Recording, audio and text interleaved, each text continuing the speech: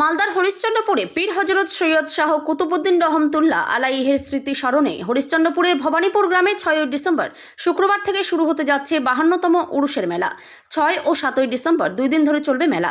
1972 সাল থেকে হয়ে আসছে এই মেলা বলে জানান উরুস কমিটি। মালদহ জেলা সহ পার্শ্ববর্তী রাজ্য বিহার থেকে অসংখ্য মানুষ এই মেলায় আসেন। মেলাকে ঘিরে 2 দিন ধরে চলে কাওয়ালি প্রতিযোগিতা। এবছর কাওয়ালি প্রতিযোগিতায় থাকছে খ্যাতনামা গুজরাট আহমেদাবাদ থেকে আগত আনিস নবাব ও উত্তরপ্রদেশ মুজাফফরনগর থেকে আগত আসলাম আকরাম সাবরি। উরুস কমিটির সভাপতি গোলাম মর্তুজা বলেন, এবছর মেলার মূল আকর্ষণ হচ্ছে দেশ বিদেশ খ্যাতনামা কাওয়াল আনিস নবাব ও আসলাম আকরাম সাবরি দুই কাওয়াল দলের প্রতিযোগিতা। अस्सलामु अलैकुम व रहमतुल्लाहि व बरकातहू। यारी मदद, मैं आपका दोस्त अनीस नवाब कव्वाल। मैं आ रहा हूँ 6 और 7 दिसंबर 2024 को भवानीपुर वेस्ट बंगाल हजरत सैयद कुतुबुद्दीन रहमतुल्लाह अलैह की आस्थाने पर मैं बहुत बहुत शुक्रगुजार हूँ अहले कमेटी का, प्रेसिडेंट जनाब गुलाम मुर्तज़ा साहब, अब्दुल सलाम साहब, वाइस प्रेसिडेंट मैमुल हक और इरशाद आलम साहब का कि इस नाचीज़ को याद किया। गांव भवानीपुर वेस्ट बंगाल इंशाल्लाह मुलाकात करते हैं 6 और 7 डिसेंबर को। अस्सलाम वालेकुम।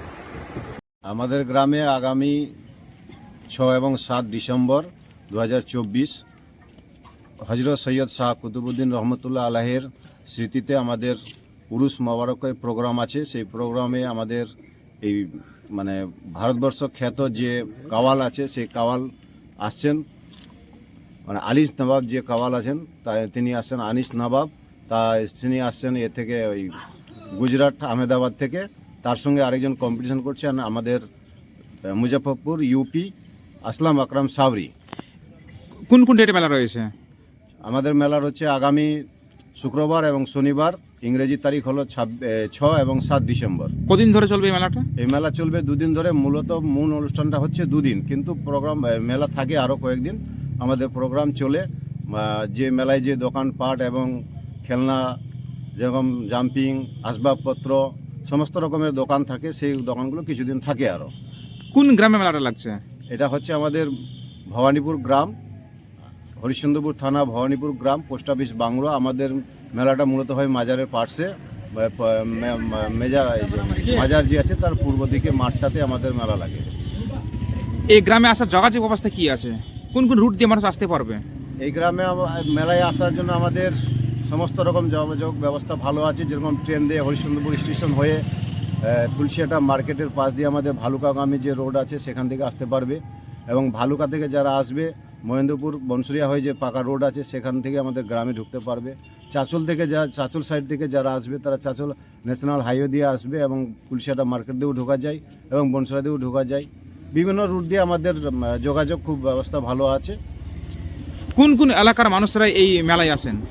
মূলত আমাদের এই পার্শ্ববর্তী কয়েকশো গ্রাম এবং যে আমাদের বিহার লাগোয়া রাজ্য আছে, যে গ্রামগুলো আছে সেখান থেকে বিপুল পরিমাণে লোক আসে, এবং আমাদের রহমানপুর থেকেও লোক আসে।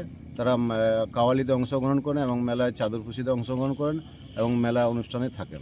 এই মেলার মূল আকর্ষণ কি থাকছে আপনাদের? এবারে মেলায় আমাদের সব থেকে মূল আকর্ষণ থাকছে যে কাওয়াল যে আমরা করেছি, তিনার নাম হলো আনিস নবাব সাবরি।